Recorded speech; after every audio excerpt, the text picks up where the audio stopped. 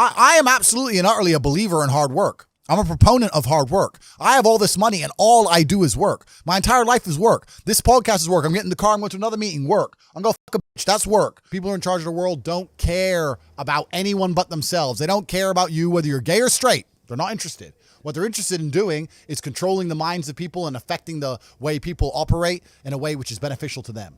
I don't want to get too political on this podcast and say what they're really doing because the video will get taken down. Once you get to a certain level of incomes and wealth, everything becomes free. And that's what I'm like now. I don't know the price of anything I eat or buy. If it's not a house or a car, even most supercars, G. I don't even know. Most recently, there was allegations, right? Yep. To do with human trafficking and stuff like that. Oh, we'll talk about that. For every dollar you make, for every pound you take, you took it from someone else. You don't make money, you take money. You're not the Federal Reserve. You can't create money from thin air. Every single pound in your bank is money you took from someone else. Who is the real Andrew Tate? It's a good question. What's going on, everyone? Welcome back to the CEO Cast, the #1 place for showcasing business and entrepreneurship. Now today, you lot are in for a special episode. I'm with the 4-time kickboxing world champion, the top G, Mr. Producer, the one and only Andrew Tate himself. Come on, let's get a round of applause for that one. Come on, people. Bro, I'm very happy with that. I'm very happy with that introduction. Thank you very much. Yeah, you included the top G and everything. I'm happy with it. You got it, bro. You got it. What are you saying? How's your day going? It's going good, man. I'm breathing, which is a good start. You know, surviving on the breadline, you know, getting the bills paid. I'm doing all right. Especially in London where, you know, things are hot all the time. Yeah, like things are hot. Yeah, the world's kind of getting like that for me now. Ever since I conquered TikTok, I can't go anywhere. Yeah. Everywhere I go, it's just people, hey, it's Top G. And some people love me. Some people hate me. Yeah. You know, and in certain parts of the world, that's not a big deal. In other parts of the world, I'm a bit on edge. So. How long would you say you've been conquering TikTok for? Like, how long? Because it seems like you kind of spawned out of nowhere, almost. I put a plan together to conquer TikTok 4 months ago. Yeah. And I've now completed my conquest. Yeah. So, bro, done. So I conquer TikTok faster than the nation states conquer countries, bro. 4 months, I put a plan together, boom, done. Now it's mine. I own it. Finished. Didn't spend a penny. Didn't spend a single penny on advertisements. I don't even have a TikTok account myself. Yeah. I just put a plan together. We made it happen, and it's done. So. I want to get to that plan later on because from what I've thought, I haven't asked you directly. I'm going to ask you on this podcast, but it seems like a genius strategy. I think I know what it is. Yeah, I'd like to say I know what I'm doing, right? Yeah. I must be doing something right. Yeah. Because life seems to be going pretty well. So we put the plan together and then we executed it. And a lot of the time, it's not just the plan; it's the execution and the tenacity behind the execution. Yeah, we were tenacious, like we always are, and we moved with speed and we got it done. Before we get into it, make sure you subscribe and set the bell notification to all so you never miss a single episode.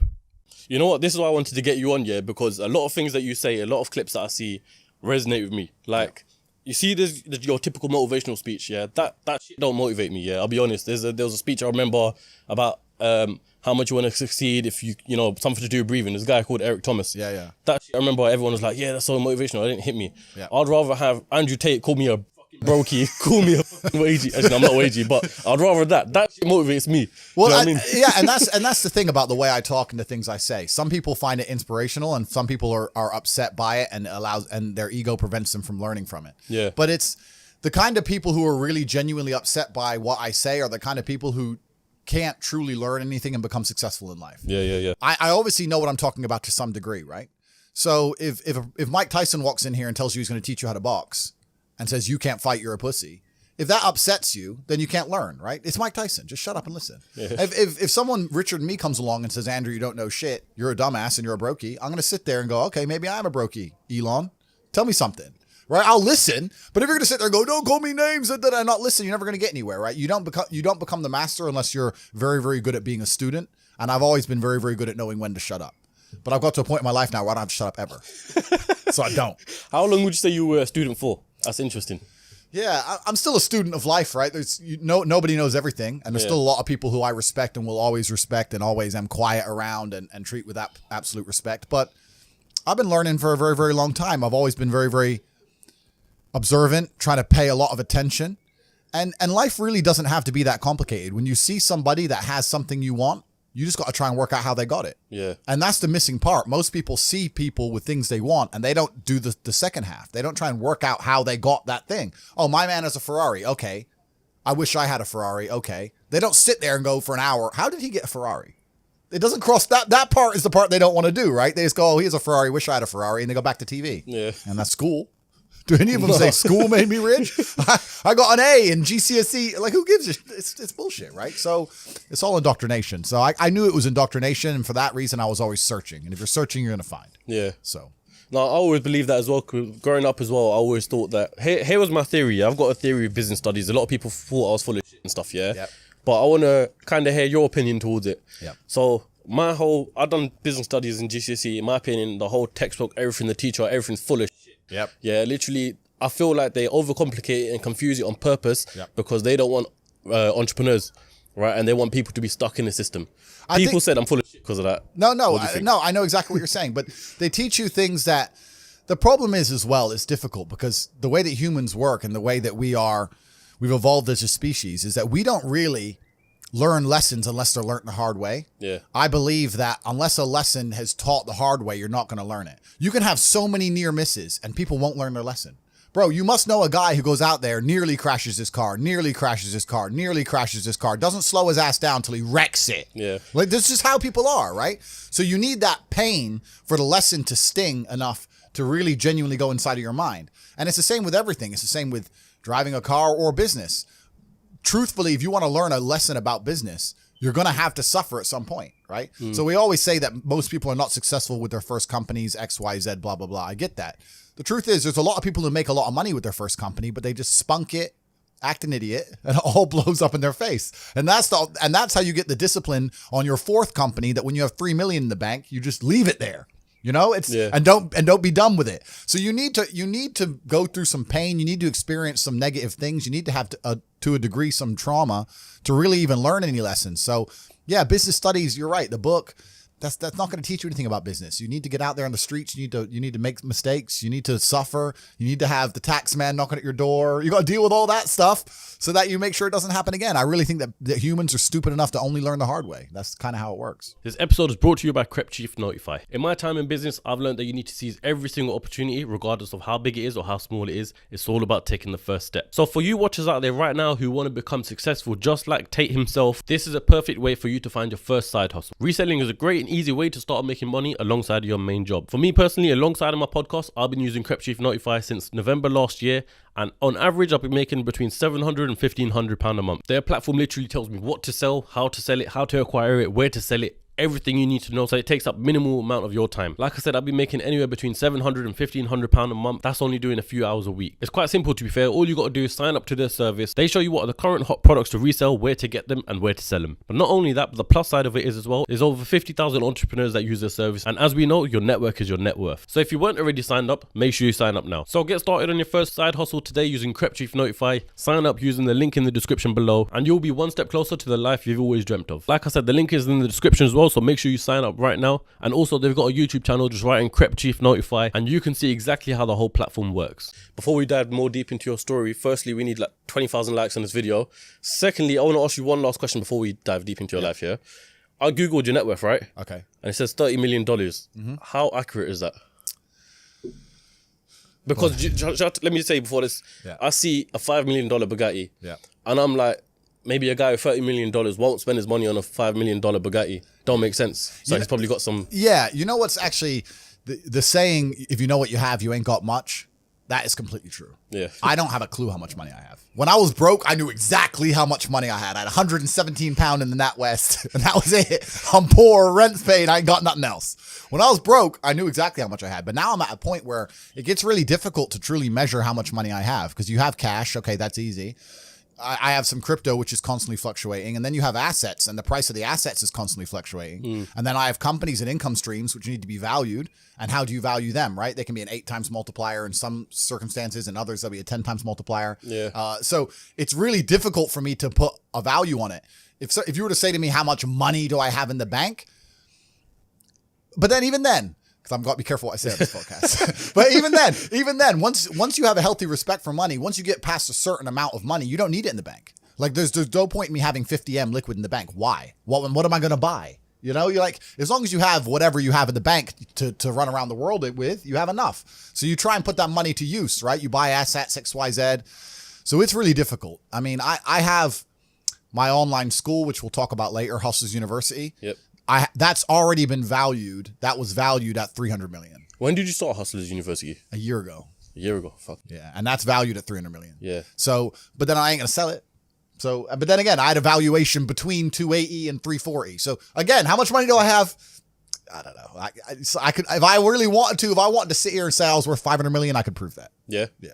If you sold up everything? If I wanted to, I could come up with 500 million probably. Yeah, I know. I believe that. That's what I'm saying. A guy like that buy another Bugatti. I'm pretty sure I saw a vlog where you're gonna buy another Bugatti. I've already bought a second one. Is it? Yeah. Which one? I've put another order down for another Chiron. So it's because that's the only one that's out right now. There's a Roadster coming supposedly. I've heard rumors of. Yeah. I've bought a Kernan's Egg as well. I got a Jamera on the way. Yeah. I'm talking to Pagani. I saw that you about put it on your story, so I assumed the new probably. Pagani. But you know what? This is another thing about money. I'm gonna sit here and I'm gonna complain. This is gonna upset all the brokies at home. There's nothing to fucking buy. Like you buy 3 or 4 diamond watches, you buy a couple suits, you buy some cars. What else? What else is there to buy? You end up just spunking it on bottle shows and $10,000 steaks. There's nothing to buy. You can go on holiday and travel, blah blah blah. But if you're actually looking for physical items, things to own and buy, there ain't much to buy. Okay, you can buy property.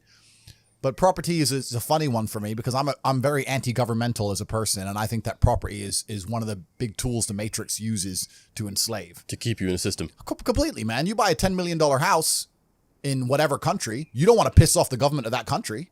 Yeah, but saying because you'll lose that house. Saying that, I know you bounce everywhere for different locations. Yeah. Yeah.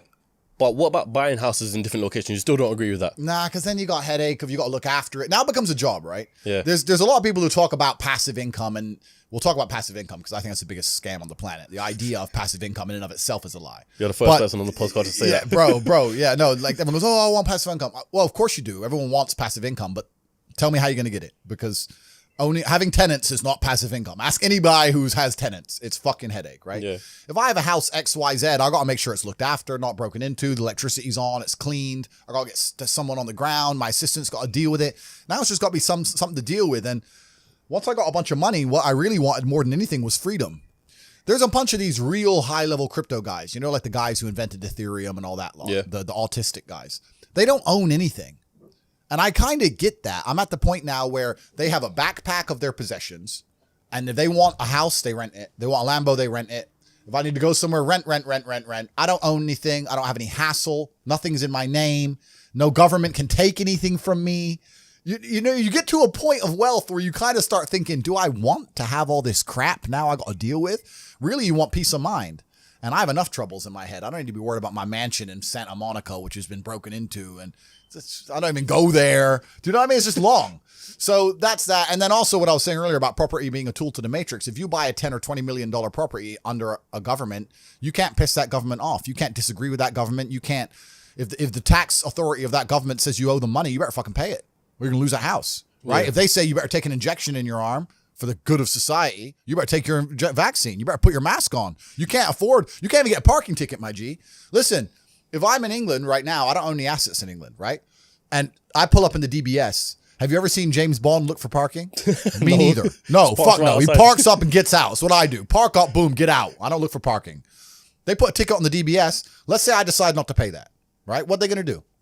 I don't have any assets in the UK. They're going to make a bunch of letters, send it to a bailiff. Bailiff's going to drive around the UK. I don't even live here. Boom, it's over, right? If I had a 20 million pound house, eventually it's going to go, the 60 pound becomes 120, 120 becomes 240. Yeah, keep bailiff building up. comes, 2 grand, 3 grand, boom, boom, boom. Gets to the point where they're going to take my 20 million pound house off me. Maybe it takes 3 years, but they will, over a parking ticket. So by buying that property, you're now giving you're giving the government a way to hurt you. You're giving them a leverage over you. And I'm at the point of wealth now. I have enough hidden money where I don't want any government to have any leverage over me. I want a government to say, Andrew, we don't like you. And me say, get fucked. Safe. All right, I won't come then. Bye. Like, and that's the problem with property. Property is a tricky one. I know you can make money with it, but you have to understand that they'll use it against you, man. It's a leverage. So, But let me ask you though, I completely understand the whole concept of, coming out of the Matrix and stuff, yeah? But for what reason? Like, what's the end goal? Like, where do you see your life in terms of in the future? I'll tell you why. I always knew I wanted to escape the Matrix before I escaped it. And let me tell you why.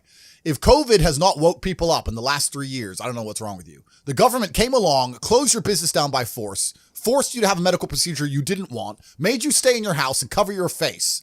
because of something with a 99.9% fucking survival rate.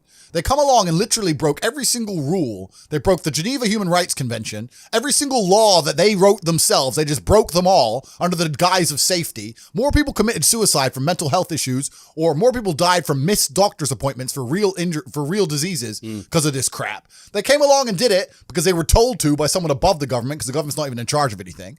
And now they've gone back to normal. Everyone thinks they're not going to do it again for some other reason. You think across the next 30 years they're not going to come back with some new shit? Fuck them. Next time, when they come along with this crap, I'm out. I'm bouncing. See ya. When they did this, I went to Sweden. Sweden was open the whole time. Yeah. Sweden never locked down. I was in clubs in Stockholm while everyone else was here locked in their houses clapping for the NHS like a jackass. I was in the nightclub. No masks, no vaccine, no lockdown, nothing. Running around with Swedish chicks. So I just run to freedom, right? But if I had, let's say, a big property within the UK, I can't just say, fuck the UK. Yeah. So once you escape the matrix and you try and find a way to get your wealth outside of the system, then you can exist geographically anywhere. And once you can do that, then laws don't really apply to you. If they made a law in the UK I was unhappy with, I'd just leave. And if they made a law in Romania where I live I'm unhappy with, I would just leave. I don't have to be a lawbreaker. I don't have to be a criminal. I'll just go somewhere else, right? So property kind of ties you down, things tie you down. And if you look at the real high levels of wealth, if you look at the billionaires and stuff, they're trying to do the same thing. They don't own anything.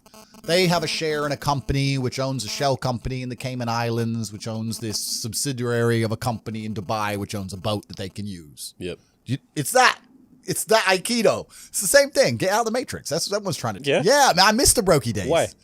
Because when you have limitations, Money makes it fun, though. money does make life fun, but when you have limitations, you're better at living in the moment and you're better at appreciating things. So what happens is now at my point, right? No matter how much fun I'm having, it's always, even if it's only 1% in the back of my mind, that it could be more fun somewhere else. If I can go anywhere I want all the time with no limitations, I never have to turn up to a job. I don't have anything I have to do. I can go anywhere, right? And I got a plane waiting for me. If I'm in Marbella in the middle of a party, no matter how good that party is, how much fun I'm having, whatever girls I'm with, whatever, and my boy texts me from Mykonos saying it's going off in Mykonos. Part of me is thinking, should I just... I can get there by it's 3 a.m. now. I can be there before the club closes in Mykonos. And then it's hard to just live in the moment and be happy with what you're doing. Does that make sense? Yeah. Because there's unlimited choices. It's like going to Tesco. If there's only one sandwich, it's fine. But there's 100 sandwiches. You start reading every sandwich. Yeah. Which one's the one I want? Maybe that one was better. So the brokey days were good days, bro, man. Like I'd get McDonald's and you're laughing with your boys. Yeah. The brokey days are great. And I'm not complaining about being rich. Obviously I worked hard for this and it's a fantastic life I live now.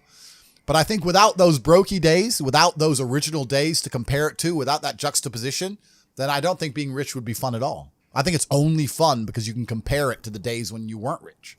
That's the only thing that makes it fun. The only thing that makes a $10,000 steak fun is that you can laugh saying how you never had 10 grand in your bank till you were 27 years old. Yeah. Like otherwise it's boring. Otherwise okay, steak. And I think if you're born with too much money, that you'll never truly be happy. I think you need the brokey days. They're the best days. Yeah, because some people are literally brought up rich, born into money, essentially. Yep. You know, if you're born and your dad's got Ferraris, Lamborghinis and stuff like that. Yep. You think that they're not really experiencing true fun and happiness sort of thing because they don't know the difference. It's not the destination, it's the journey. And humans, we all work in regards to, it's even the way the human body works, right? If you're driving at 200 miles an hour, you don't feel it. You only feel the acceleration getting to 200 miles an hour. Yeah. So if you were born at 200 miles an hour, it doesn't feel fast. It doesn't feel fun. My life feels fun now because of all the acceleration to get here, and I can remember the times when I was stuck by the side of the motorway without a car. Yeah. So I have that juxtaposition. Without that, it's not even interesting. It's not even fun. So the brokey days, anyone who's out here who's broke, good. These will be the happiest days of your life once you made it. You just got to remember everything and sit around with your boys. I mean, maybe some people change with money. Maybe if you get new friends and things change, but I hang around with the exact same people I did when I was poor. I got the same friends. I live with the same people, the same guys, same jokes, nothing's changed for me. So for me, I'm just a broke guy with a bunch of money. That's all that's happened. Just the financial situations have changed. Yeah, the financial situation's changed. That's it. So what, you grew up in Luton, right? Yep. So what was your whole upbringing like then? Yeah, so I life, everything. Yeah, so I was born in America. I left America when I was 10. Yep. Moved to Luton, where my mom was originally from. Went to Lee Manor High School in Marsh Farm. I think it was one of the bottom 3 high schools in the country at the time. Went to a nice rubbish high school. Went to college, did some A-levels, rejected university because they tried to tell me to do a personal statement. I couldn't be bothered. Is it? Yeah, that was literally What it. would you have studied in uni? I did really well in my A-levels. In my GCSEs, I didn't try, and I got a bunch of B's and C's, and I know I'm a genius, right? So it annoyed me. So I thought, I'm actually going to try for my A-levels. So I got a bunch of A's. I did business studies as well, got an A. And then I did some advanced diploma in business studies for the top 1% of scores or some crap, and I got a merit in that. And then I was offered a place at, what was it called? Begins with A. Ascot. Okay, yeah. That's in next to Birmingham. Yeah. For advanced business, like basically what every man would dream of, right? Advanced business, university, blah, blah. I offered this place, and they said I had to do a personal statement. And I said, no, I don't. I've already been offered a place. They already give me a place because I'm the big G. Look at my scores. I'm a genius. And they said, no, you still have to do a personal statement. And I was like, why? Who's going to read this? Hi, my name's Andrew. I like to run. I go to the gym. Like, no one's reading this shit. Like, why am I even writing this? It offended me. Yeah. And my class tutor, or whoever she was like, well, everyone's doing one. And I was like, you know what? Get fucked. And tell Ascot to get fucked too. So I didn't even go. I quit that. My mom went nuts, obviously. Told her I was going to be a kickboxing world champion. She's like, no, you're not. Wrong. So I just started kickboxing. I got a normal job. I got a wagey job. I was a wagey. I was working as an IT technician in my former high school, fixing laptops. Okay. Got fired from there for sleeping with the head girl. You know how it is. It's hard out here. How old is it? I was like 18. Oh, shit, and she was 16. So I was like, what's the problem? And they're like, oh, yeah, but you're a member of staff. Da, da, da. So, whatever. So I got fired from there. And then, I got some sales jobs. And I was training hard to fight. And I think sales jobs are probably the best job any person can get. If I had to get a job again, it'd be a sales job. Because you learn a lot as a salesman. You learn, and sales is a really important skill. You learn a skill, and also if you're actually good at it, it's not even really like having a job. They don't fire the top salesman. Yeah, no, they don't. No, they do not fire the top salesman. You turn up late, you crash your car. Well, sorry, G, boom, here's my numbers. They're like, oh, all right, dickhead, but all right, bye. They don't give a fuck if you're the big boss, right? So if you're a salesman, it's the only time you get any kind of freedom, and also all the responsibility and all the pressures on your back where it belongs as a man. You need to adopt stress and adopt problems if you want to be successful as a man, and as a salesman you get that. So I had a bunch of sales jobs. I did a bunch of sales things. I was fighting, became world champion, started making money with fighting, but even fighting, kickboxing is not boxing, bro. Most I ever got paid for a fight was like 200 grand. Yeah, because some boxers, I think Amir Khan for his last fight, rumors have it that he got paid about 6 million or something like that. Yeah. Boxing's different. That's big money, yeah. Yeah, it's big money. But as a kickboxer, you don't make that much money, man. I had an apartment and a BMW, and I was doing all right, but I wasn't balling. You know, I couldn't just pull money out the sky and just do whatever. Like if you're fighting twice in a year, and let's say you get 50 grand for one fight, 40 grand for another fight, 90 grand? By the time you give your manager 20%, pay all your rent, paid your car, but you ain't rich, right? And that's the best you'll ever get at kickboxing ever. Well, even at top level. Top level. You have to go to UFC, and even most UFC fighters have no money. Yeah. You got to be the champ to get paid. Yeah, people saying Dana White really robs their fighters. Well, I mean, the thing is with the UFC is that everyone says Dana White should pay them more, but look at how liquid the UFC is. Even during COVID, when basically every other organization couldn't function and shut down, he managed to keep shows running. He managed to keep UFC running, keep fighters getting paid, keep fighters in shape. I mean, I know a lot of kickboxers who didn't have a fight for two and a half years. How are you going to stay in shape for 2.5 years? Yeah, and then you come out doing what? Yeah. How are you going to drive to the gym every day, eat good every day without you're not even getting paid to fight now? So it's hard. So maybe he does rob the fighters. I don't know, but he's an excellent businessman. He's provided a platform for people. But the point I'm trying to make is that fighting as a career path is a terrible career path because it's just too hard to make money. Too much can go wrong. You can get unlucky. You can break your hand. You know, you can get sick on the day before a fight and then lose the fight because you had a bit of a cold and now you got knocked out and you're you know what I mean? Like it's hard. It's too hard. It's unpredictable. So I always knew that even when I was fighting, and I was always trying to find a way to make money. Even when I was fighting, all I did was try different ways to make money. I tried a million things, and that's what you have to do. You have to try a bunch of things and learn a bunch of lessons until you finally find something that works. So, and when did you find when did you have like your first taste of true money sort of thing? That's a good question. And I think one of the reasons why I was so motivated to make money is because even when I was completely broke, through fighting, I had access to a lifestyle. I saw money, right? So, man, I could tell you stories now that even sound stupid to me. I went to Deauville, France to fight for a world title. and I was sitting there, and the promoter hadn't turned up yet, and I ordered 2 waters, 2 Perrier. Yeah. And they came, and they were like €9 each. And I paid for them, and I said to Tristan, 20 quid for fucking water. Because we're brokies. We're just like, and he's like, yeah, that's crazy. And we look around, and there's all these tables just with water, champagne, food, you know, like $1,000 lunches, £1,000 lunches. No one gave a shit, right? And we're sitting there going, where are we going wrong with life? Like, we're worried about the price of water. That dude's got a lobster. He's got like a big bottle of champagne. He's got 3 chicks. Like, we're going wrong. So I always knew there was, outside of the Matrix, there were these people who were living in a way that money didn't have any significance. Money wasn't real to them. So I always knew it. I was always around it, especially through fighting. I went to a bunch of crazy countries, Kazakhstan, all these places. We're in Kazakhstan, a poor country. It's just G-Wagon, G-Wagon, G-Wagon, G-Wagon. I'm like, what's going on? Like, there are people who are living outside the Matrix, and once you live outside of it, once you get to a certain level of incomes and wealth, everything becomes free. Like, when I was looking at the price of that water, no one else in that restaurant even looked at the price of anything. It didn't matter. Yeah. And that's what I'm like now. I don't know the price of anything I eat or buy. If it's not a house or a car, even most supercars, G, I don't even know. If I want the new Maserati, the MC20, the Spider, I'm just going to text my boy, yeah, fully spec, every option. And it's going to come out the bank, and I ain't going to notice. Like, it doesn't make a difference. If I have 11.8 million or 11.4 million, what difference does it make? It doesn't mean anything. Yeah. So you get to a point where the whole world's free, and then you start just buying stuff, not because you want it, but because it's completely free. So even if you 1% want it, right? You're like, oh, well, maybe I might use it once. 400 G's. I might drive it one day this summer. Yeah. You know, and that's how you get to. It's the same way people just buy coffee at a whim. You end up doing that with everything. So I always knew that kind of life existed. I used to talk with my brother about it all the time. I was like, bro, we're doing something wrong. Something doesn't add up. We're still thinking in terms of like make money, spend money, money in the bank. It doesn't. There's people who are living for free and they just point at things and they get everything they want.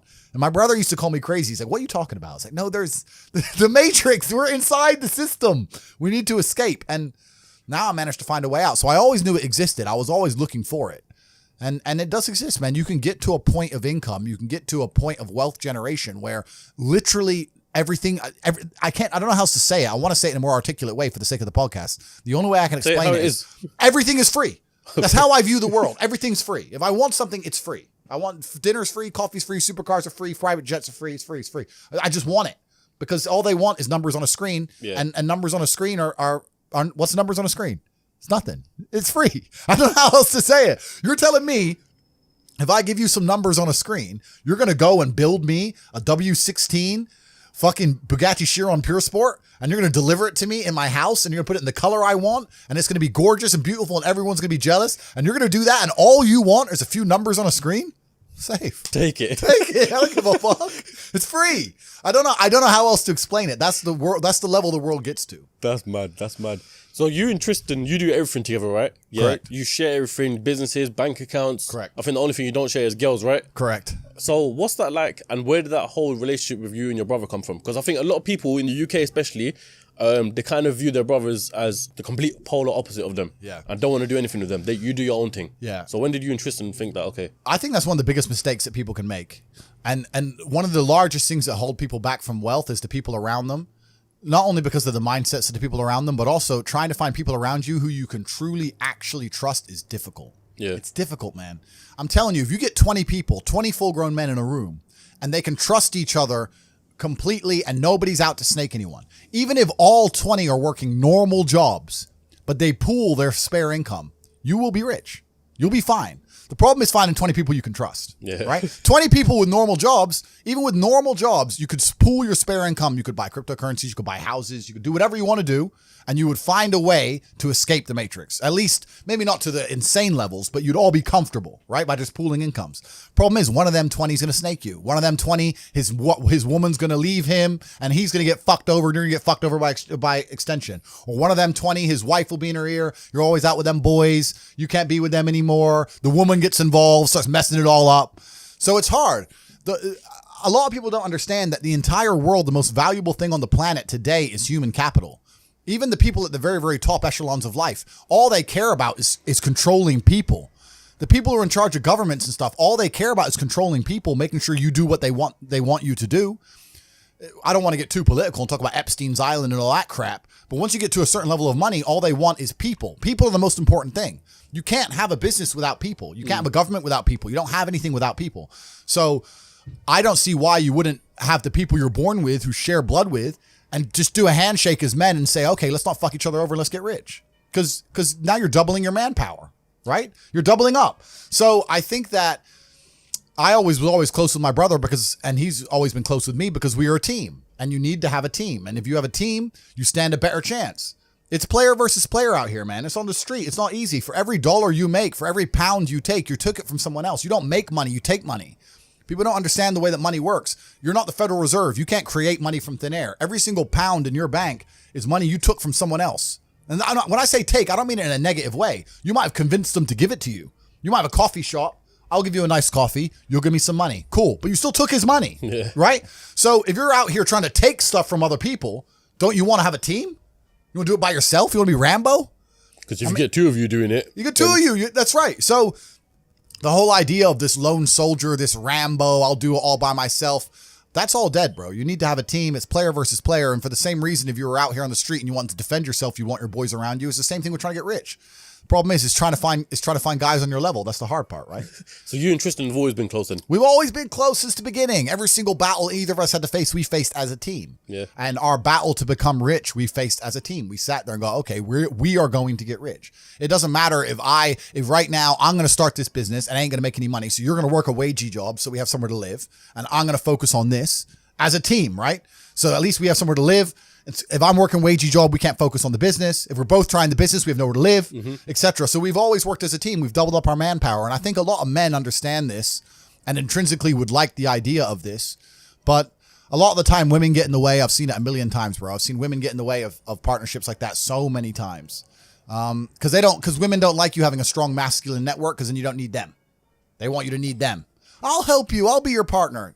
Bro, that's the biggest mistake. Don't even get me started. Biggest mistake you can make as a man is trying to start business with your wife or some shit. That's a headache. Why is that? Bro, I don't know who I'm going to offend or upset now, but this is how it goes. Because now you got two different battles. You got the relationship you're trying to be in control of, and I got to deal with the business as well. Now, it's different if you run the business and you hire her, and she does a little bit of admin. Cool, that's fine. But I'm talking about, let's say 50-50 business partners. Yeah, let's say your chick goes, I want to open a beauty salon, and you pay for her to open a beauty salon. And now this beauty salon, you've put $1 million of your money in it, and it's not open on a Thursday. You're like, why isn't it open on Thursdays? Oh, I had a headache. What do you mean you had a headache, bro? I just spent $1 million. Yeah, but Claire's sick and I have a headache.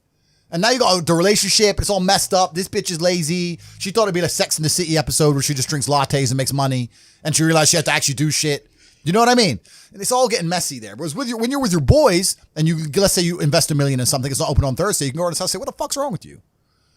Don't be a bitch. You're a man. Yeah. You could just say, look, we need to open. You can't do that with chicks. It's hard. So even now, I've got 45 people who work for me, and not a single one is a female. Not one. This episode is brought to you by Sunamask. If you don't already know about Sunamask, they have the greatest long-lasting perfumes, and as you'll see later on in this episode, approved by the top G himself. They're also based all over the UK as well, so chances are you probably have a store right near you. And if not, they're also online based as well. My personal favourite is the most recent one they brought out, which is Golden Dust. So get your Sunamask fixed today, and because they're sponsoring the episode of the top G himself, we'll use code TATE15. How about that? So use code TATE15 for 15% off of your purchase. The thing is, we're living in a society right now where there's, everyone's trying to live independently, right? Yep. Females, males, Yep. everyone's trying to be hustlers, both men and females and stuff like that. Yep. Would you say the rate of hustle is different between the male and the female? Well, women don't need money. This is the thing. I mean, there are women out there who say they need to get the bag and all this crap. I think it's a very masculine mindset for a female to have. Women don't really need money, not to the extent a man needs money. I mean, I understand they need to live, and they say it's expensive to get their nails done, blah, blah, blah. But they don't need a nice car. They don't need a nice place to even live. They don't need to pay for bottle bills or table spends or none of these things. They don't need any of that if they're attractive. So being attractive in and of itself is a currency. I don't know if this idea of ugly even then is warped, because let's say a girl, right, goes to the gym every day. Her body is banging. Her hair is long and it's nice and it's maintained. Her nails are done. She's got a nice manicure. She's got sunglasses on. She's dressed up nice. She's got a little dress on. She's got heels on. She's walking down the street. It's hard to be ugly. Do you know what I mean? Like, you might only be a 6, but you're all right. Like, dudes still want you. Still bangable. You're still, do you know what I'm saying? It's very hard as a chick to become unbangable if you're trying your best. Unless you fully give up. Unless you give up. So I think the path because we have to not conflate and confuse issues here. What we're actually talking about is status. We're not talking about money. We're talking about status. Men want money because we want to be high status males. Females want to be high status females. They don't need money to do that. They can do that purely through their aesthetics. So if I was a woman, thank God I'm not, because I think that'd be a terrible existence. But if I was a woman, I would understand, okay, I want to be the highest status female I can. I need to look good. I need to look gorgeous and get a banging Instagram profile. I'm a high status now. Now billionaires want to talk to me.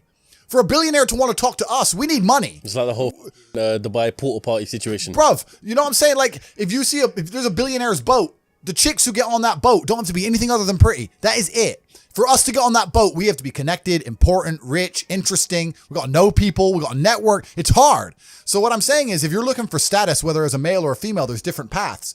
I don't think a rich female is a high status female. If you were to take a woman who's unattractive, but she had a bunch of money, no one's going to look at her and go, wow. No one's going to give a shit. I don't care. She's busted. I'm not interested. I'd give me the 19-year-old brokey with the big titties. That's the one I want to talk to. So women can access money and women can access high status men via their aesthetics. So I think that's a much more intelligent way for a female to increase her status. Now, I know this is going to upset everyone. People are going to be sitting there going, you're saying women are only good for how they look, blah, blah, blah, all this other crap. I'm not saying that. I'm saying that women are judged instantly on how they look. Just like men are judged instantly on our status, how rich we are, the car we turn up in, the table we're sitting at. Yep. That's the real world. Now, maybe you have more than just some big tits. Maybe you're also a nice person. It's unlikely, but maybe you are. But we're just talking about status games here, right? Yeah. So any woman who's dedicating herself to hustling instead of dedicating herself to the gym is making a mistake. You think, yeah? 100. Why? Just get rich man. Get hot and get rich dude. Like, why? And they go, oh, yeah, but maybe he leaves you. He won't leave you unless you fuck it up. Just be quiet. It'll be fine. So you noticed this. And transitioning on, you started a webcam business, right? Yeah, so my first ever business, and people have the really wrong impression of this, but I've explained it a lot of times on the internet and a bunch of other podcasts, so I won't give the really long story. But the first ever business I made a lot of money with was a webcam company.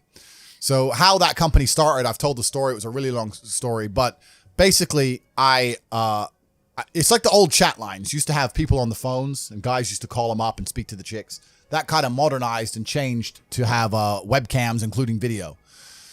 So I identified this, and I knew some girls who wanted to make some money. So I was like, look, instead of working in Starbucks or doing this other admin crap, come do this. I'll pay you triple. And then we started that. And that grew into quite a big enterprise. Yeah, across 6 months, I went from one girl up to about 10 or 11 girls. And we started doing 300,000 or 400,000 a month through these online websites that had guys sitting there talking to girls. Now, I want to make this clear. The way I became so successful in that business was because of all the business lessons I had learned from other businesses I'd tried before, right? If I had not tried a bunch of other businesses and some made money, some didn't make money, etc., I don't think I would have been nearly as successful. I approached it very much like a business. I was not thirsty. I wasn't trying to sleep with the chicks. I wasn't trying to be Dan Bilzerian, none of that kind of crap. It was very, very much a company. It was a business. It was super professional. It was handled in a very professional way. And I applied all the business lessons that I'd learned in my endeavors of the past. And we managed to make a whole bunch of money. The problem with a business like that is that there's a link in the chain, which is broken. Not broken. There's a link in the chain, which is always weak. Because you have me and you have the money. And there's something in the middle, which is unpredictable. And that's females. Got a bunch of women in the middle. Here's what makes it hard. Here's what I wanted to ask about it though, yeah? Because I got to ask this and I got to bring it up as well. Most recently, there was allegations, right? Yep. To do with human trafficking and stuff like that. Yep. And there was a video that went around of your house getting raided. Yeah. You and, I think, was it Tristan as well? Who Yeah. Yeah, so what was all that about? And we'll talk about that. So that's not even related to the webcam company, but that's actually a good thing to bring into now, right? Because females are completely and utterly unpredictable. Yeah. So because we live in Romania and because we used to have a webcam company, which we closed like 6 years ago, I'm not even involved in that. Oh, you don't even have it anymore? No, nothing like that. So even though I'm not involved in it anymore, the actual story behind that is ridiculous. There was a girl from America who came to see Tristan. She was at our party, at our house. We had a big party. It was like 100 people there. Yeah. Her boyfriend caught her on Instagram. She said to her boyfriend, oh, no, I'm not at the party. I don't want to be here. I'll leave when I can. And turned her phone off. And her boyfriend, somewhere in fucking Oklahoma, calls the American embassy in Romania and said, my girlfriend's been kidnapped. Absolutely not really incredible. And you know, they say like it's because Dubai has all, or like UAE has all these resources, but every country has resources. But the problem is too much corruption there. For the rulers don't invest what they have in the country, you know, in the infrastructure and stuff. Yeah, I the people will always make excuses, but Yeah. you're completely right. There's a whole bunch of African nations with mass resource. More, maybe, Yeah, than UAE. and there's a whole bunch of Western nations with a bunch of resource. But yeah, I think it comes down to the leadership and the vision of the leadership and the fact they truly care. Exactly, And that's different. And that's an argument that can be long and very, very detailed and interesting about the differences between a democracy and perhaps the ruling system here. System, You know, because a democracy, a lot of people get in, they have 3-4 years in power. There's a huge bunch of bureaucracy. They just want to extract as much money as they can before And they then go. bounce, right? The changes they make now, they'll see results in 10 years when they'll be gone. They'll be gone, so they don't care. They don't care. And also, there's a whole bunch of bureaucracy behind them, which makes it very slow to change. It's very hard. Yeah. Like, I don't understand completely how UAE is run, but I'd like to think that if the sheikh were to walk down the road and say, change this, it would be changed the same day. Yeah. Whereas in England or America, change this. Committee 2 months. decides to change. The law They do a goes to vote. Congress. They do The a vote. vote. Then, you know, it costs $4 billion. And then next year, maybe some guy will start to come. It's just slow. Yeah. The construction company will keep 3 billion, they'll use 1 billion. And it's very slow. And what did we say earlier about the key? We said speed. We said that it's the fastest people who adopt the quickest change who are going to survive. And if that's going to be true, then I guess you can extrapolate it out and also apply it to a city or a country or a civilization. And the fact that Dubai is so adaptable and can adapt in real time means that it's basically the only city on the planet where no matter what happens in the world, they're always going to be the best possible position. I don't think that Dubai has any competition. I think it's seriously, genuinely the best city on earth. I think it's number one. Nice. So you talk a lot about purpose, and what is your thoughts as to, do you have like an exact answer as to why we are created as humans and why we are here? Like, what is the purpose of life? Why have we been given life? I think we're here to struggle and to learn. I don't think we're here to be happy. That's why when we keep going back to the happy argument, I've always found that kind of frustrating and annoying. And someone goes, "Oh, but I want to be happy." Why? Why? Why do you want to sit there and laugh like you were happy your entire childhood? That's your happy days. You're allowed to be happy as a kid. Finished. It's all over now, right? You're a man. You have responsibilities. I think we're here to do important. Provide, protect, and we're also here to do important things. And important things are going to be difficult, and they're going to be hard, and you're going to get frustrated. But that's what gives you purpose. I don't see anyone who's chasing happiness. I think that's a very feminine frame. I understand why some women just want to be happy. I don't know how it feels to be a girl because I'm not one. But in my experience, I know women who just want to be happy. Yeah. Girls just want to have fun. Fine. But you're a man, right? And if you're a man, then it's absolutely an utterly different experience of life. I think we're here to struggle. I think we're here to endure pain. Yeah. I think we're here to just see how hard we are to kill. I think that going through terrible things and living through them and coming out the other side is one of the most fantastic things about being human. I think that it's almost like once you understand what life is really about, there's no emotion which isn't enjoyable. The only emotional state which can be seen as detrimental is feeling nothing at all. But if you're sitting at home and you're feeling truly heartbroken, at least you're feeling something, right? And I think that's the whole part of being human. I think we're here to struggle. I think we're here to go through pain. So I wake up each day and go, what can I attack? What problem can I solve? And look at history. Why did Genghis Khan wake up and want to conquer the whole world? Why did Napoleon conquer the world? Why did Alexander the Great conquer the world? You just wake up and just say, give me this, give me that. I want all of it. I need to, there's an army there. They're really big. We're better. It's intrinsic. Yeah. You need to go and conquer. That's the purpose of life. Exactly. And no matter how hard you chase pleasure and happiness, there's going to be dips and troughs in between. There's going to be come downs and downtrends. And you're going to have the juxtaposition between that time you were laughing your head off and acting giddish like a child and the time that you feel depressed as such. And I think it's much better to just adopt a very disciplined, stoic mindset. I'm always the same base level of happy regardless. If I lost all of my money today, I would be the same happy. Mm-hmm. If my net worth quadrupled, I'd be the same happiness. Yeah. As long as I'm alive, which is a struggle, unfortunately, in the current climate. But as long as I'm alive and the people I care about and love are alive, and as long as God gives me the honor of doing my duties and providing for the people I care about, as long as I get to wake up and know that there's a whole bunch of people in the world who need me and I get to work hard to please them and do good for society and good for the world, then I'm a vessel of God and I'm happy enough to survive. That's all I look at it as. I don't ever consider how do I feel. That doesn't cross my mind. I have things to do. I have things to do. You're too busy to think about that. I'm too busy. I have things to do every single day. I have very important things to do, and how I feel really is not going to affect how I complete those tasks. Right. And when I speak to men, they say I'm unhappy or I need to be happier. I think that's absolutely the wrong frame of life. You're a man. You have duty. You have honor. You have things you should be doing regardless of how you feel.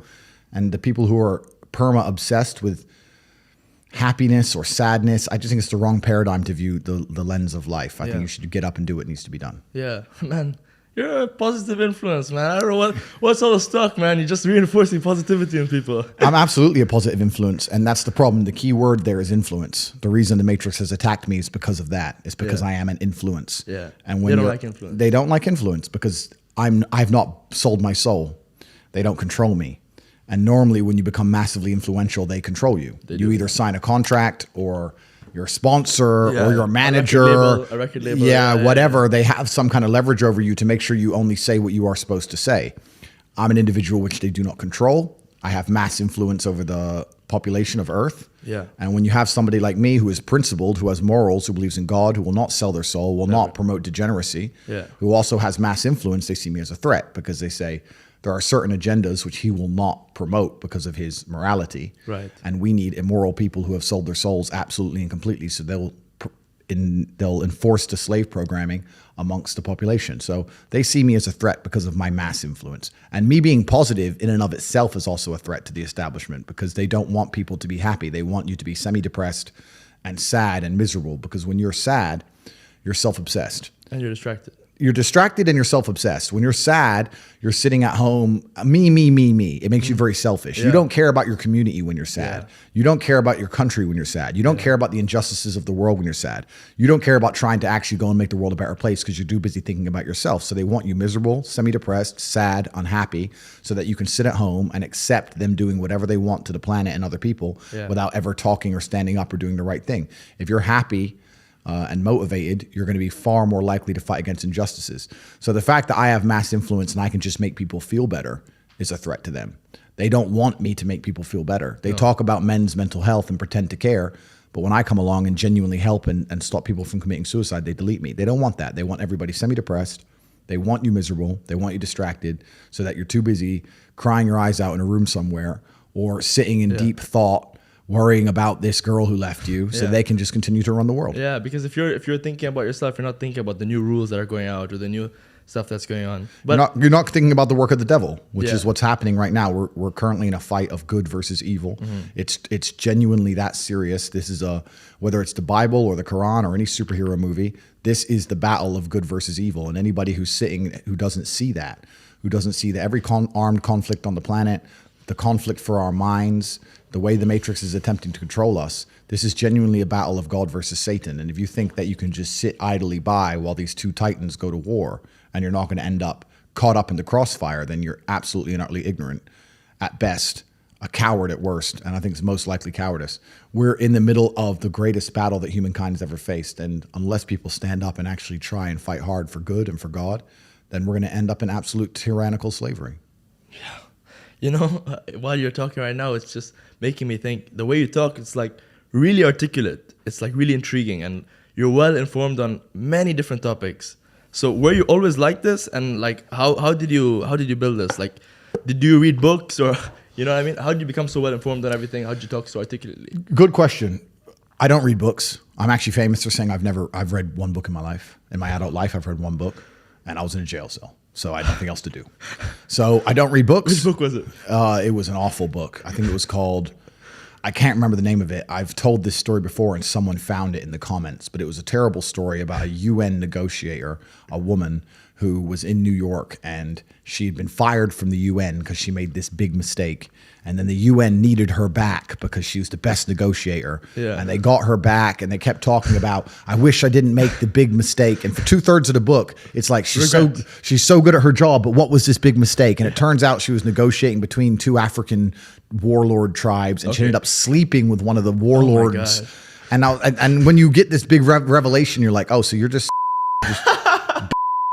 a warlord in the middle of a negotiation? Like, how did that even happen? What you were so interested, and then you just realized, like, how charming was this guy? He's a mass murderer. Like, the whole book, it upset me. So no, I don't read books because books are slow.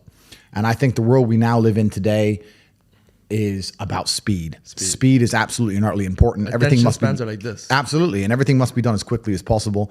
And Darwin said it, even though I'm not a proponent of evolution. He said it's the most adaptable member of the species that survives. I will change it and say nowadays the quickest member of the species survived. It's not about being the biggest or the strongest. It's about being the quickest, the most adaptable to change. And to read a book is just too many human hours for the amount of information and knowledge you get. So I don't read books. I think they're slow. I think they're a waste of time.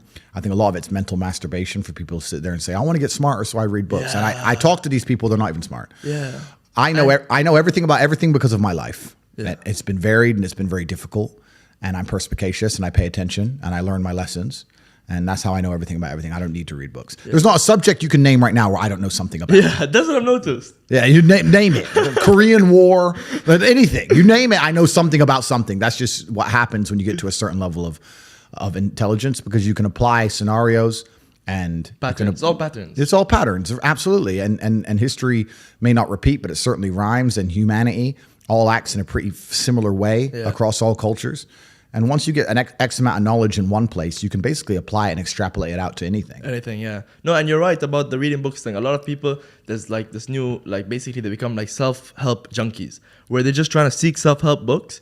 And they think to themselves, like, I'm doing something productive because I'm reading a book. But actually, you have so much work that you could actually do to actually implement what the book says. You know what I mean? Well, the thing is with reading a book is it's a reward without any risk. And this is why I think a lot of people are proponents of reading, and they say reading, because nothing can really go wrong besides wasting your time in life, of course, but they don't believe that. I am a much larger proponent of larger risks and larger rewards. If you want to learn about self-help, if you want to understand yourself and see what kind of man you really are and learn how to fight through adversity and learn how to get up when life's difficult and learn how to control your mind and learn how to struggle, then you can go to the boxing gym. And you can get your ass kicked. You do not need to read any books. Yeah. You need to get in the gym, walk in there and say, I'm going to fight the best fighter here every single day and not quit until you can eventually beat him.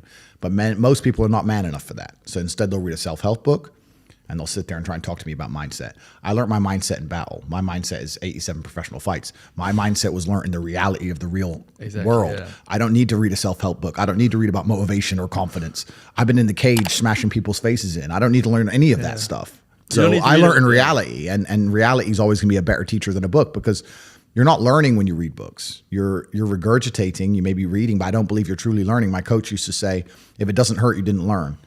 And I think he's completely right. And it's the same with entire life. You see people make the same mistake over and over again until it eventually goes really wrong. Yeah. And it's only then they'll change. Then they change. So absolutely. So I learned how to become self-disciplined and become self-motivated and work hard. And I learned how to face adversity and find strength within myself I didn't know I had, because people were trying to kill me inside of a cage. And you cannot replicate that by reading pages of a book. No. So it's a media machine. All in all, I'm happy. You're happy.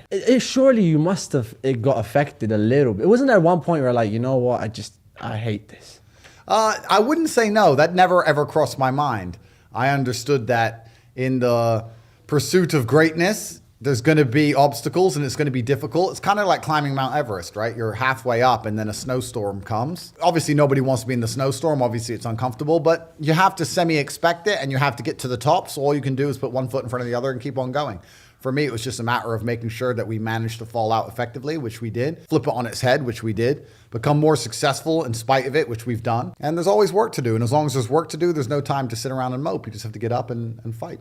So you talk a lot about the Matrix. They're trapping me. They're attacking me. Who is the Matrix? The Matrix is have you seen the movie? I have. Okay, so in the movie The Matrix, we're in a computer-controlled reality, right? They've projected a false reality into people's minds to entertain them while their bodies are being exploited by the machines. And it's very similar here in the real world. You are inside of a reality which is false. It doesn't necessarily have to be computer controlled, but it's certainly media influenced. But who controls it? The people who are behind the media machine, the people who are in charge of the world, which are also behind the governments. And the point I'm making when I say the Matrix is they will tell you false versions of reality. They will tell you things that simply aren't true so that you believe in lies to keep yourself and your mind distracted while your body is being exploited for work. And it's exactly the same thing as the movie itself. We can sit and discuss and go through conspiracy theories of who I believe these people are. But the truth is, you have to understand there's very influential people out there in the world with massive amounts of money, massive amounts of influence. Yeah. And they're trying to push certain agendas and ideals on the population. because why wouldn't they? But I kind of want to know, who do you think they Yeah, are? you said you might know. Is that true? You guys are going to try and get me suicided. You're gonna try and get me in Because trouble. I feel like you know a lot more than we would know Yeah, about it the whole sounds Matrix system. So who do you think is behind it? Well, you I know a lot more than I even say.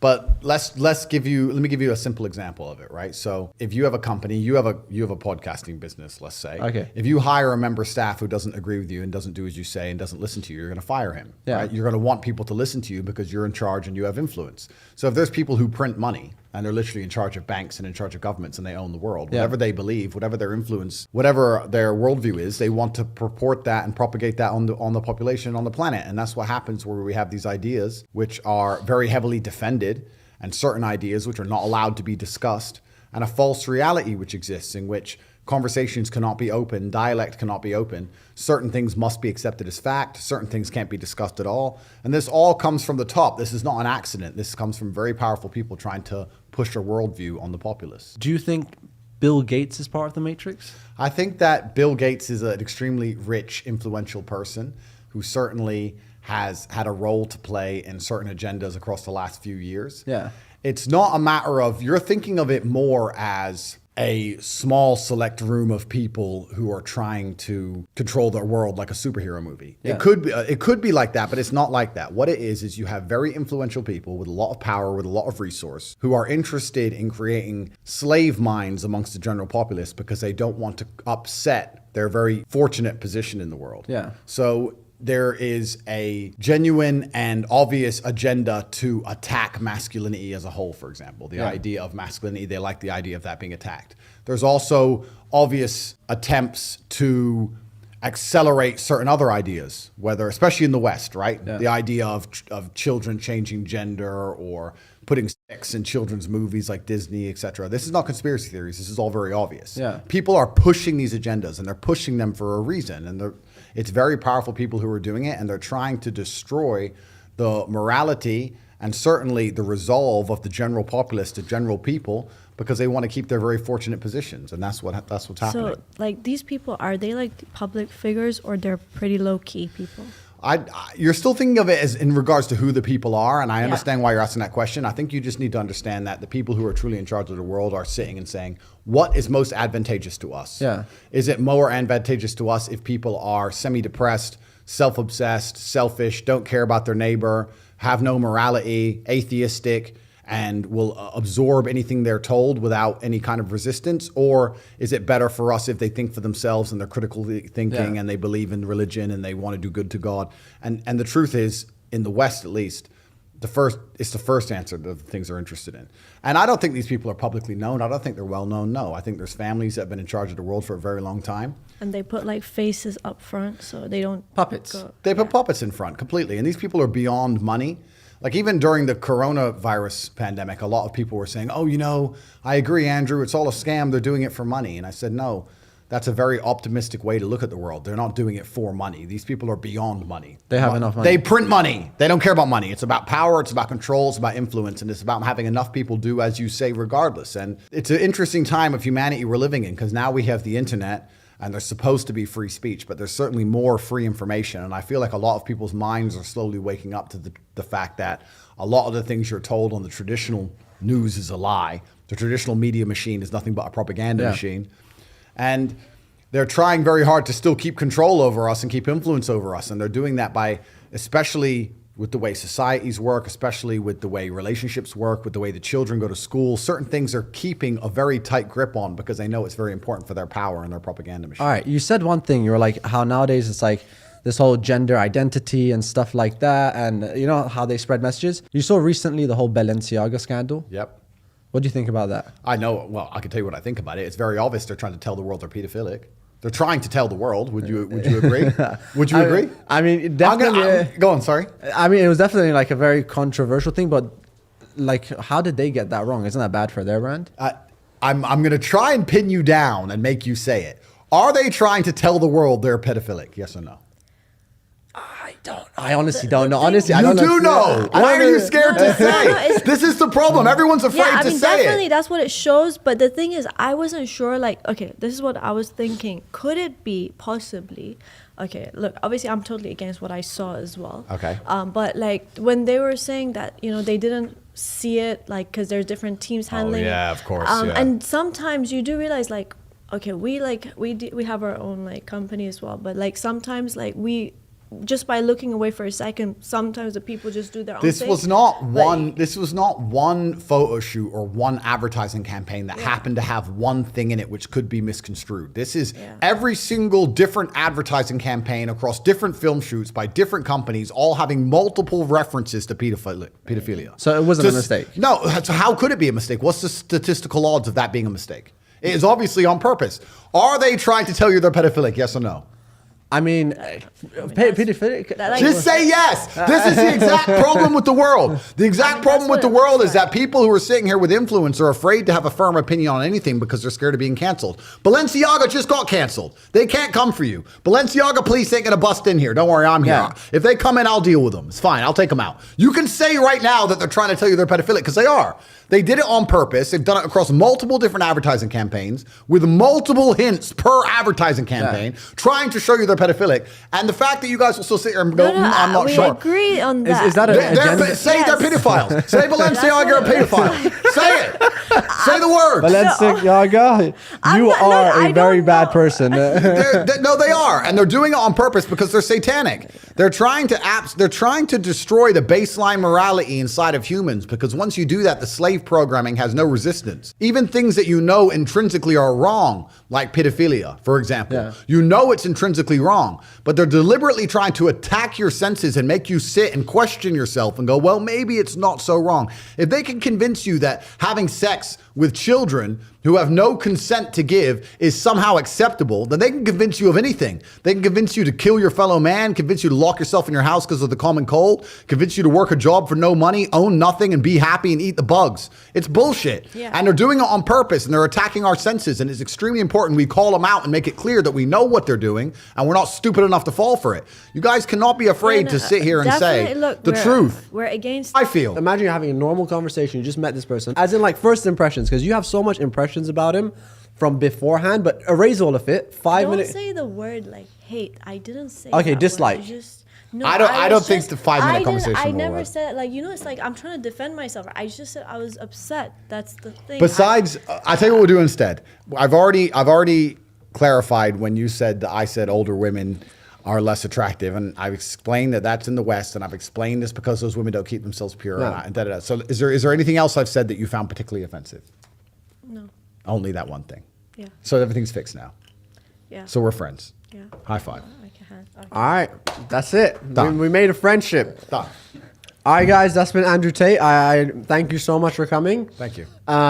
Any final message to people? Just a final thing was your top quotes and like a final message. Yeah, my top quotes, the ones that are most famous are, my unmatched perspicacity coupled with sheer indefatigability makes me a feared opponent in any realm of human endeavor. I've described that one before. It's an extremely important one. I've also given the story of where that comes from somewhere on my Rumble channel. The other one is I allow manipulation to find out where my enemy wants me to go. Then I use my mind to break the trap and punish the perpetrators. And the third one is what color is your Bugatti? So the third one is a little bit less insightful than the others, but I guess it's kind of useful just sometimes to throw at people. But those are the top 3 quotes. You can find me on Twitter at Cobra Tate, on Rumble at Tate Speech, where I release videos, and then CobraTate.com. I have a free email list, and I have information on the real world and the war room. It's all on the. All right. Well, thank you so much, guys. That's been Andrew Tate, and yeah, thank you. Thank you so much. All right, that was amazing, bro. Thank you.